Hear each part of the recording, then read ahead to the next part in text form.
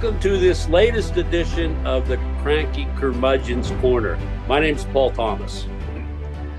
There is an uneasy belief circulating among citizens who are paying attention that if Trump's party keeps control of Congress after next year's midterms, the 250-year-old experiment, previously known as the United States of America, will have failed and be finished.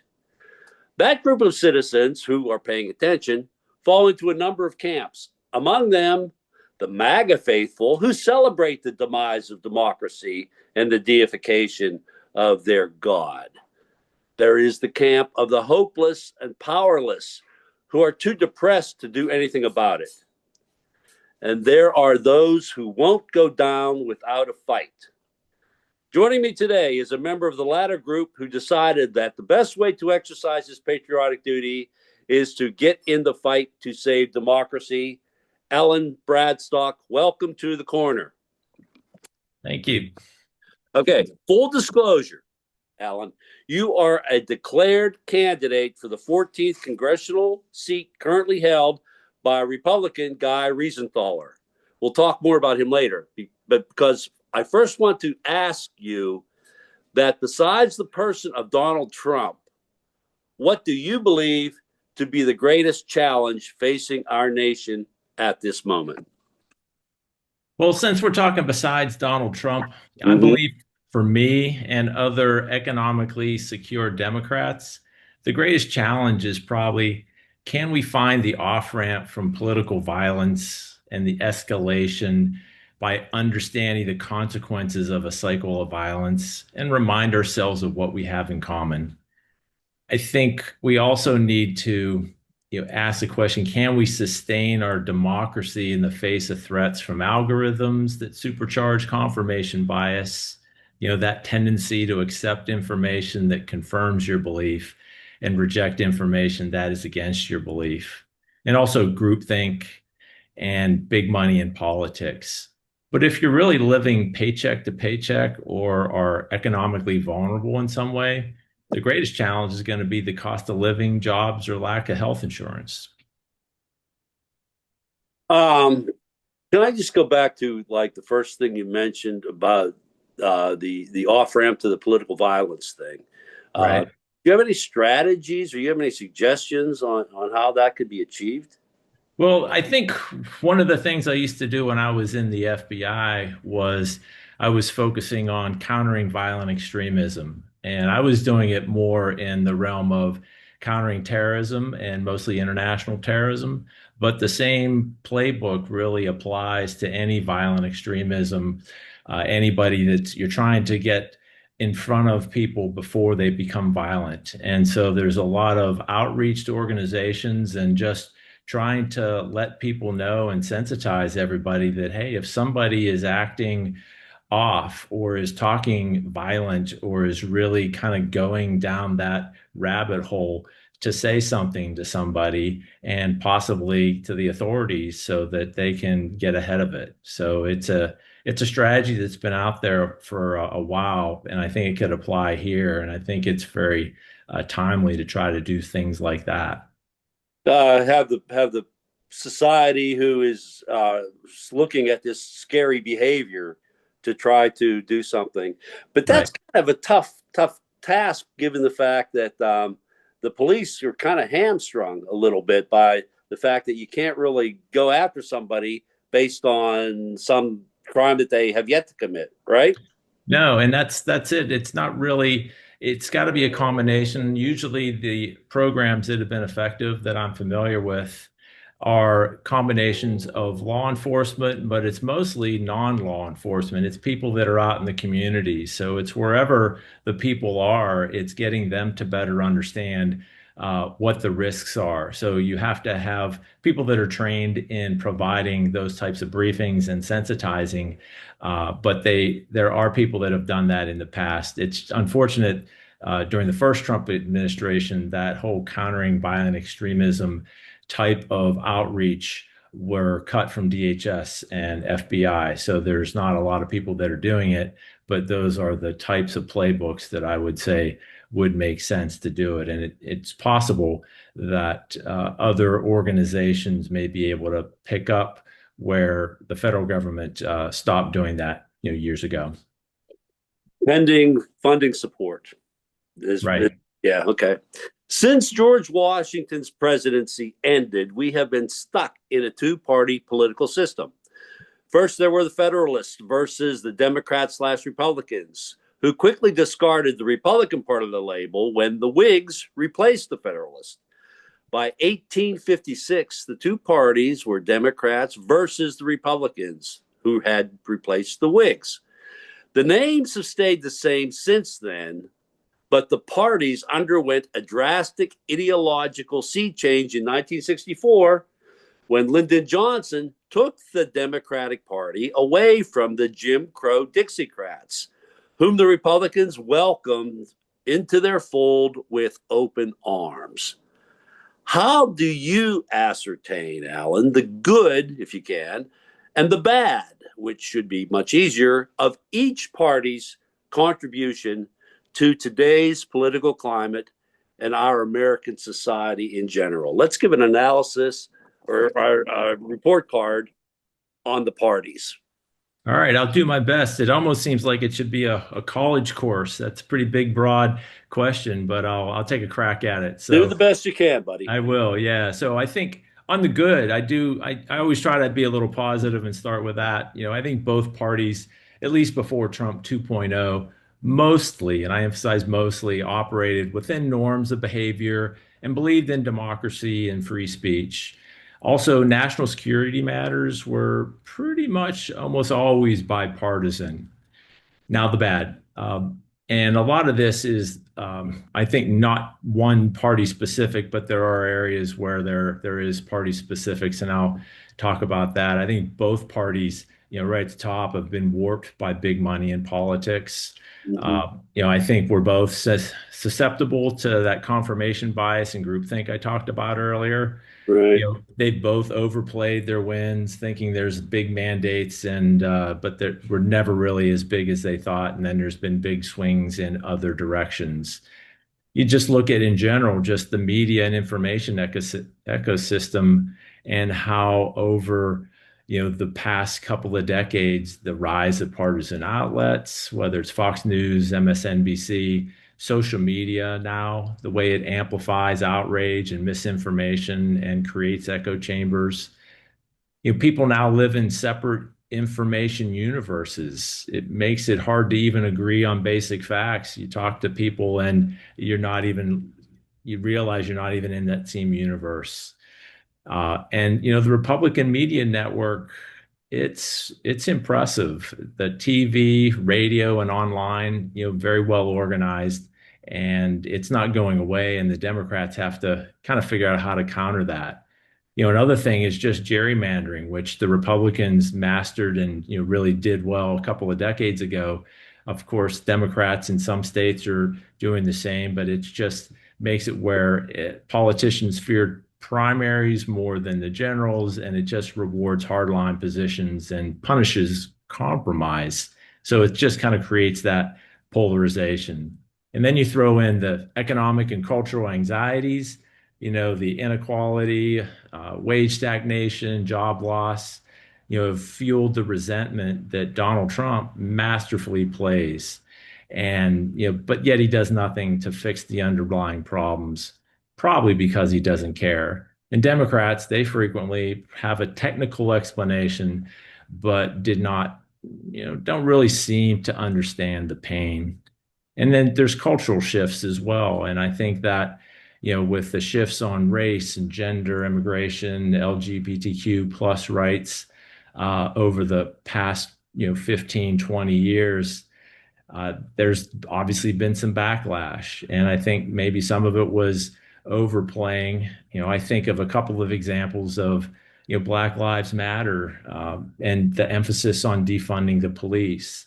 I think as much as I agree with Black Lives Matter and how law enforcement could be improved and reformed because data does show a lot of more blacks incarcerated than whites compared to the population.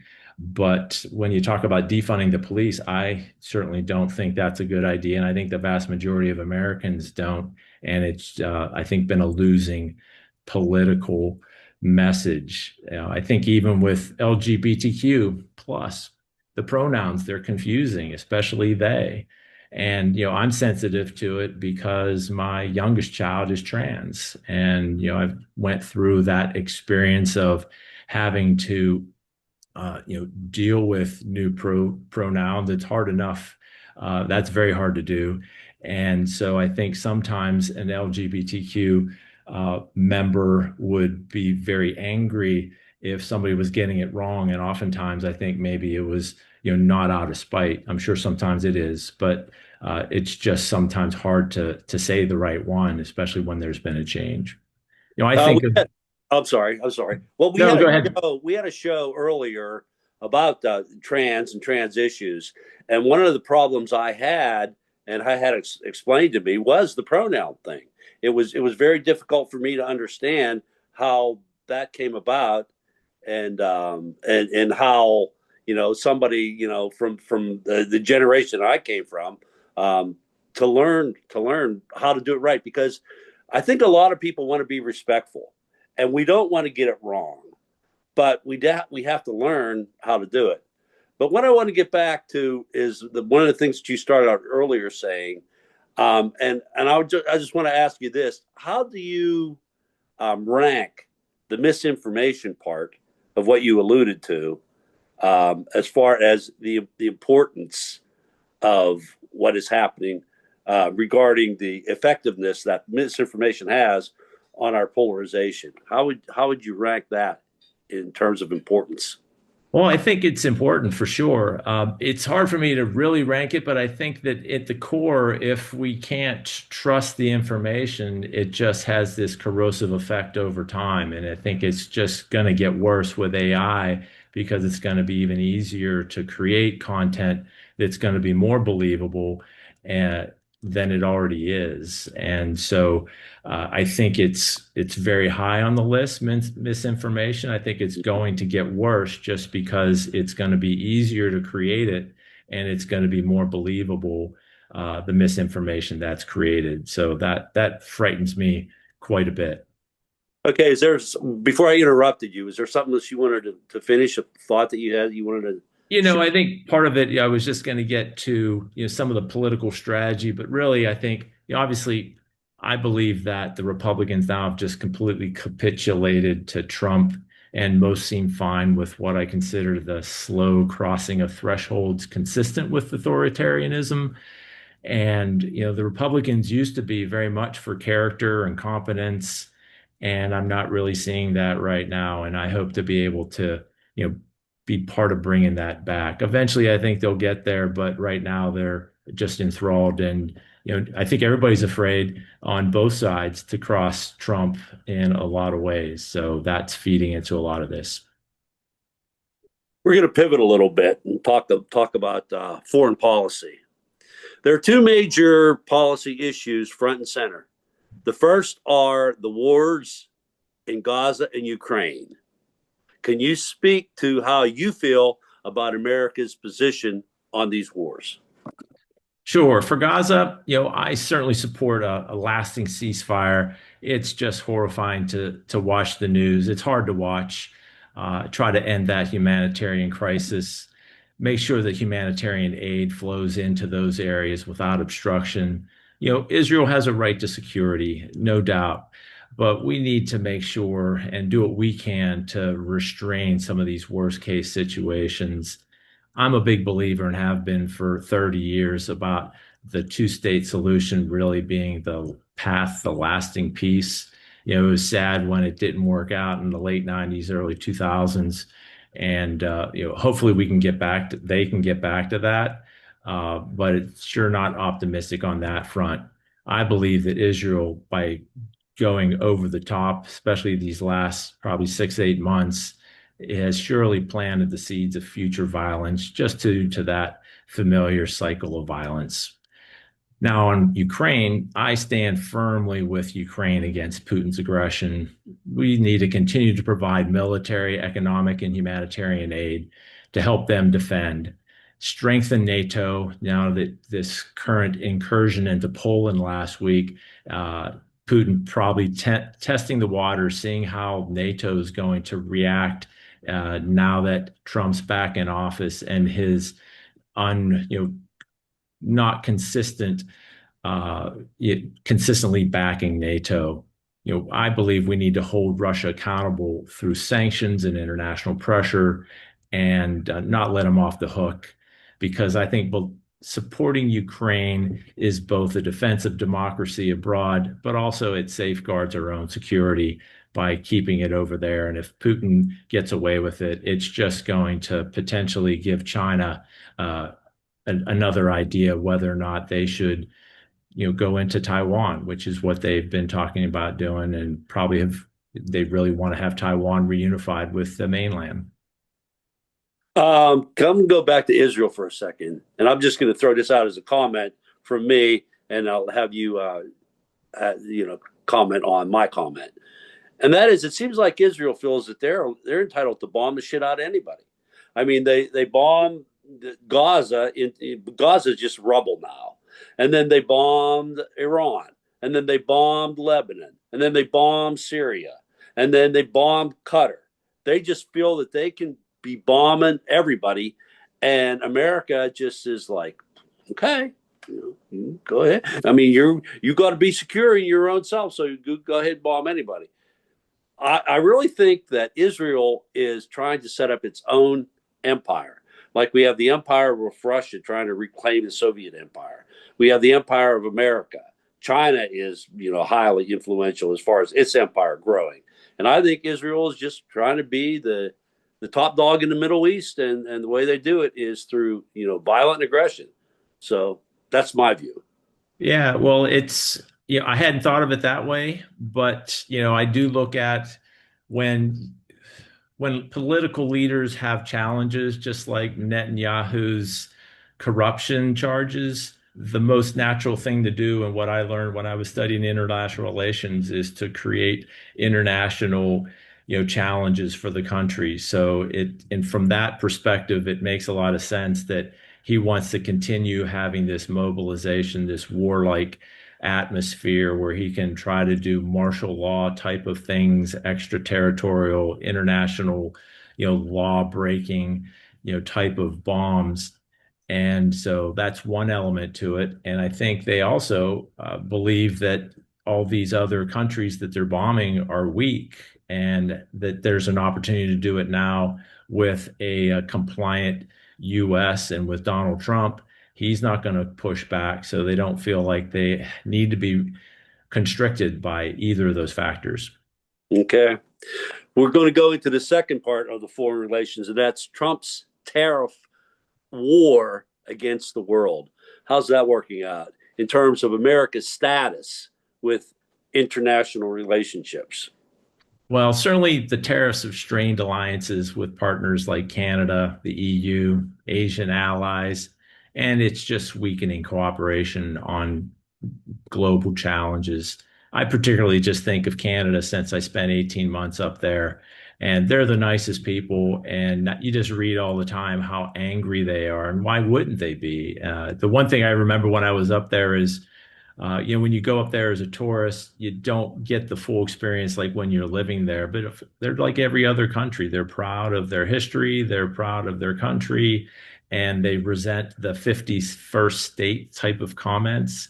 And so not only just the tariffs, but also just the way Trump is talking about Canada has been so disrespectful. And so they're going to be, and they are clearly taking steps, concrete steps to change their economy and have it focused on other parts of the world. So even, whenever Trump's out of office, I think they're going to have a lot of things in place that are not going to be in the US interest, and but certainly destroying and damaging relationships. I believe that instead of these reckless trade wars through tariffs, we should invest in US manufacturing and innovation while using diplomacy to strengthen international economic relationships. We're stronger when we have really good friends out there. It's just like any network. And, he's damaging our friendly networks around the world. Let's stick with tariffs, but let's talk more about the domestic effect that these tariffs are having on our current economy. Well, the tariffs are a hidden tax on American families. They're driving up prices on food, goods, manufacturing inputs, those types of things. It's probably going to get worse. I've been reading that they've had some effect, maybe not as much as some economists thought, but that they're probably heading our way. I think a lot of these companies are eating some of the cost in the near term because they don't know how long they're going to last. But I don't think that's going to last very much longer. They've clearly hurt U.S. farmers. I just was reading about soybeans in the middle of the country, North Dakota in particular, where many of these farmers are just going to just take a bath from China, not buying them because of the trade war. And so farmers are hurting, workers. There's the trade wars that have happened haphazardly over the past 6 months and have closed markets for American products from here and there. And just the uncertainty of it. I mean, you could maybe make a case that I could buy into with tariffs if they were thought out well and they were in the future, people had time to react to them, and they were really based on sound economics.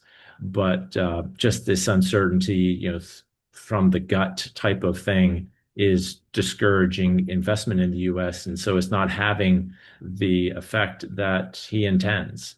It's the bully in the playground For procedure. sure. I can make you do what I want because I'm bigger and stronger than you. Yep. So how bad do you think it's going to get, the tariffs effect on the economy?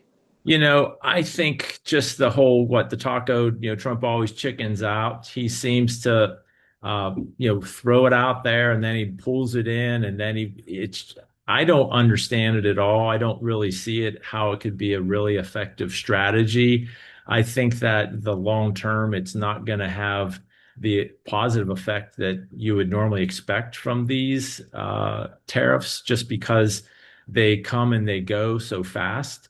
And so I think it's just creating all this uncertainty. It's a drag on the economy, and it's just going to be frustrating for any foreign country that has to deal with this. And since we've elected Trump to a second term, it isn't like the first time when they thought, okay, we elected this guy, but it's a one-off. Now it's not a one-off anymore. So the other parts of the world are going to start to really look at creating other blocks where they exclude us. And I think in the long term, it's going to be a drain. Okay, we're going to talk about your opponent. Riesenthaler is a typical Republican, willing to enthusiastically rubber stamp every horror that is concocted by Trump's pea brain. But beyond that, is there anything else that based on your study, about him and his record that the voters should be informed about? A few things that I saw, and I haven't done an exhaustive look yet. I'm too soon in the campaign. I'm not even the nominee yet, but a few things that do stand out is, he once backed term limits legislation, but he recently has said he's not co-sponsoring that current term limits resolution. So, I think, that's pretty clear that, once he's in power, he doesn't want to leave power. I also look at, hey, reminding people that he voted against certifying Pennsylvania's electoral votes. So really, he wanted to throw out our votes in our district for no good reason because, he's an attorney. He should know well enough that, none of those charges had any validity and their track record was abhorrent, yet he had to toe the line. He opposes abortion rights. He celebrated the Dobbs decision and supports pro-life policy. And, as a GOP whip, he helps the Washington Republicans push their corporate first agenda. And I disagree with that. And I plan to fight for working families. Regarding the vote to decertify Pennsylvania's election. You're talking about in 2020, January, which had occurred on January 7th, the very early morning of January 7th, 2021.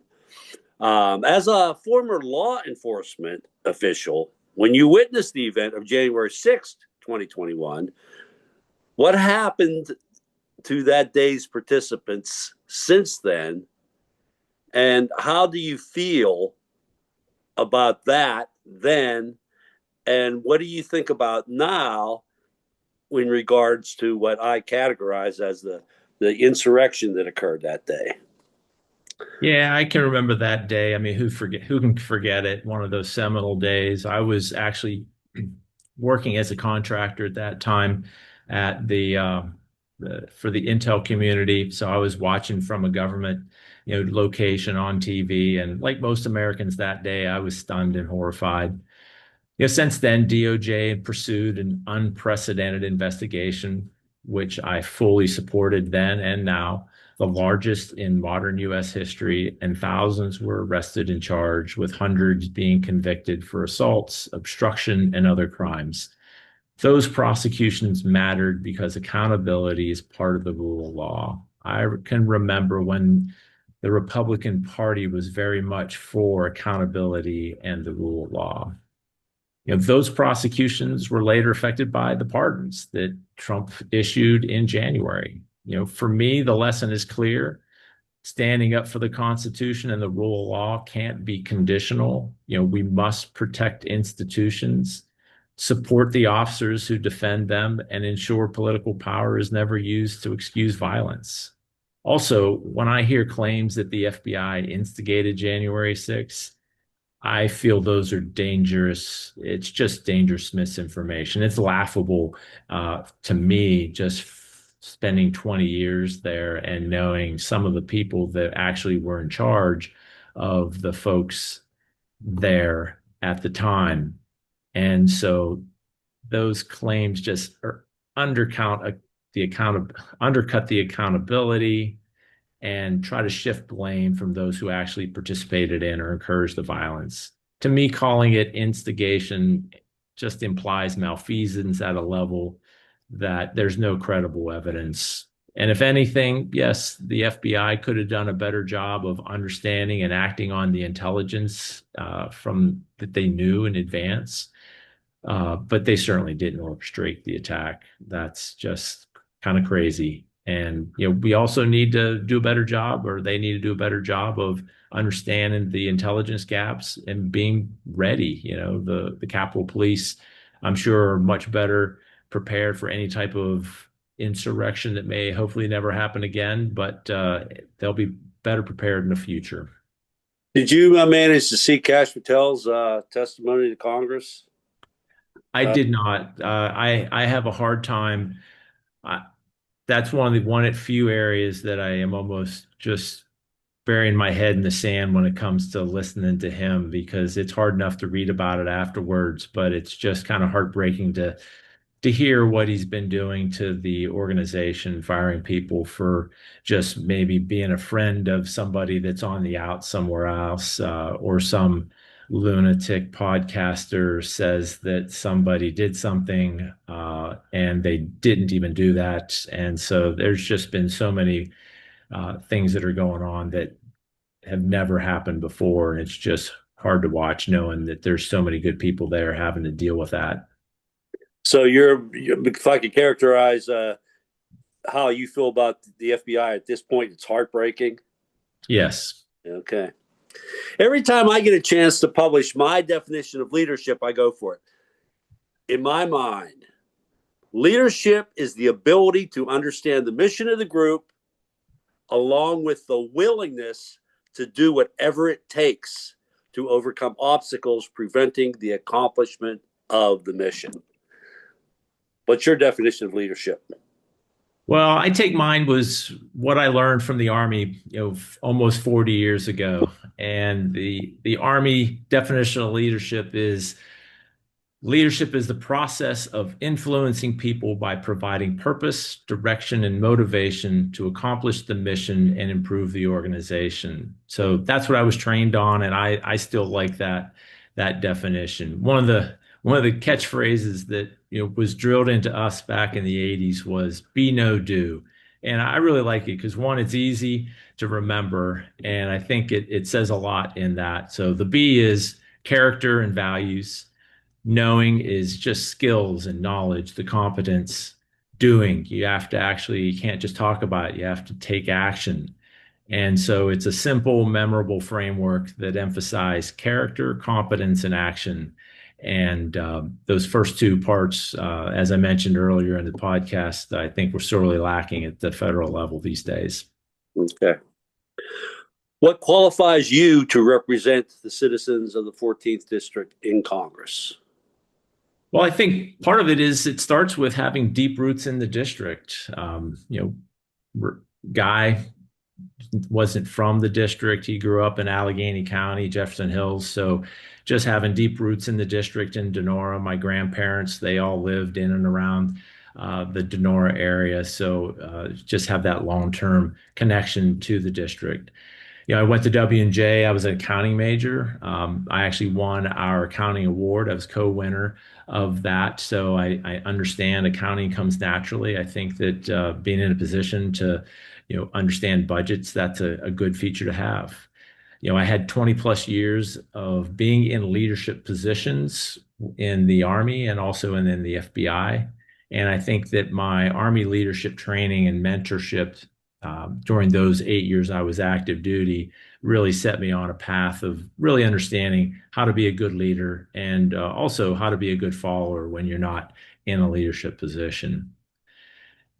I spent some time as a financial advisor after the Army, and I think that experience helps me to understand personal financial challenges and help develop effective policies for working families so they can meet some of those basic needs. So what are the biggest challenges facing financial challenges that you see facing the residents of the district? Well, I think it's cost of living is the big thing and jobs. I think those are the two basic core things, and also access to healthcare. And, right now, a lot of folks that are on Medicaid in probably another year and 2 months or so are going to start losing it because of the cuts to Medicaid in the big, beautiful bill. So I think those are probably the three biggest areas. Have you learned anything about the rural hospitals in the district, if they're in danger? Oh Basically, yeah, I know that there's several that already are underwater. I had a friend of mine, showed me a PowerPoint that shows, I think it was Connellsville Hospital right here down the road, was either 9 or 11% underwater every year or last year, even before Medicaid cuts. So you take that into effect in another year and a half, and they're going to have an even more difficult time staying open. So I think there's going to be several within the district that are going to have real challenges. They already have challenges. It's just going to get worse. why do you want to do this job? Why do you want to be a congressman? Well, I think, I want to take actions to turn the political temperature down. I want to re-emphasize common values. I truly believe that, yes, there's political extremists on both sides, but I believe that most folks in the center, 60 to 80%, truly have a lot of common values. And even those of us that have, some very extreme values forget about, I think, a lot of these common values. The media and social media does a really a disservice by emphasizing the extremes of the other party, and it doesn't do anything to emphasize the commonality. So I want to try to emphasize part of that. I also want to try to provide some hope, at least for some of the Democrats now. I think a lot are hopeless, and that's just going to be part of the campaign, and not even about just doing the job.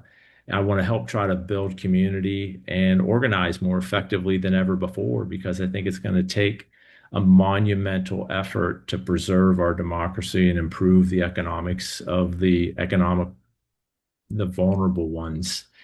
And ultimately, I want to help solve big problems that are facing our country, particularly for those well off. I learned later in my career that I'm actually a very good, better than average problem solver, that I'm a very creative problem solver. And I had a chance to do a lot of that when I was developing and implementing national level strategies. Mostly those were terrorism related or intelligence community related.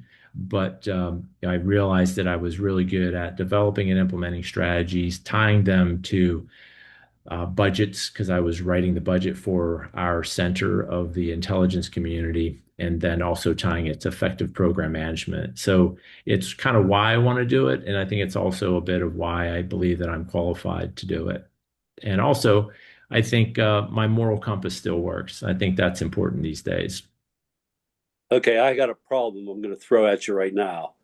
And you talked about it earlier about the extremism. If you run into, say, a right wing MAGA person in your outreach into the community of the 14th district, and they are just so solidly in Trump's corner, how do you approach that kind of mindset? And do you think that there are ways in which you can turn that MAGA guy to you? I don't know. I think that's going to be the challenge, right? Mm-hmm. Because the district was won last year with a 33.2 percentage win for Rothenschiller. So that's a lot to overcome. So I'm going to have to figure out how to do that. I think there's going to be some that are not able to, that I'm not going to be able to reach, that just aren't listening. But even if they're not listening, I need to listen to them because I need to understand, what their issues are. There could be a lot of kernels of, gold in those conversations. So I'm hoping that with my background, that retired law enforcement, Army, that they'll at least maybe talk to me, maybe listen a little bit. They may not agree. I think a lot of them are still going to yell at me and call me names and things like that. But I'm going to have to understand them because first I have to figure out, I have to learn what their issues are, and then I have to figure out where the cracks in their argument are, and not only just the cracks of where they're, in their reasoning, but if there's a way to get in there and crack it open where they'll start thinking about it differently. So that's all part of my plan is to better understand the district and to try to get a lot of people to help us better understand the district so that we can figure out how to talk to them, what's going to resonate with them, and also to have a better idea of what the issues are in the different communities and hopefully have a very wide network of people that are identifying what some of these impacts are of, say, the Big Beautiful Bill or other policies of the current administration, turn them into local stories that maybe that's where we can start compounding those and we can start planting seeds. And it may just be a planting a seed the first time, and maybe it's a touch down the road later. And maybe as things change, they'll start thinking about it. So I think it's going to take a little while to have that really bear fruit, but that's going to be the biggest challenge that I face in this campaign. I recently heard a podcast interview of Zendami, the candidate for mayor in New York, and they were asking him, since a lot of people who had not voted for Trump in 2020 ended up in the New York City, did vote for Trump in 2024, and they asked him how he approached that, and he said, "Well, like you said, I had a conversation with them, and I listened to them." And the big issue for them was affordability. And so he based his campaign on that issue primarily affordability, getting around in the city, housing in the city was what he really got his campaign based on. And he ended up winning the primary. So I agree with what you said. And I think it's a good approach. You have to listen to them and you have to be respectful for them. But if they're not going to be respectful for you, you just kind of need to walk away, I guess.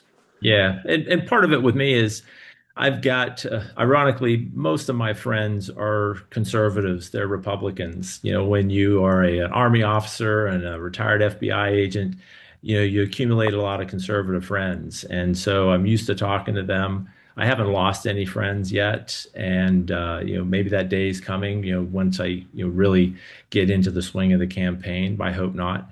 I think that, I naturally, I don't have the temperament. I'm not a flamethrower, and I'm trying to be reasonable. And I think most folks that talk to me, I think I'm hoping are going to mirror. I know there's going to be some that don't know me that are going to, not necessarily react the same way, but that's going to be part of the adventure of the campaign.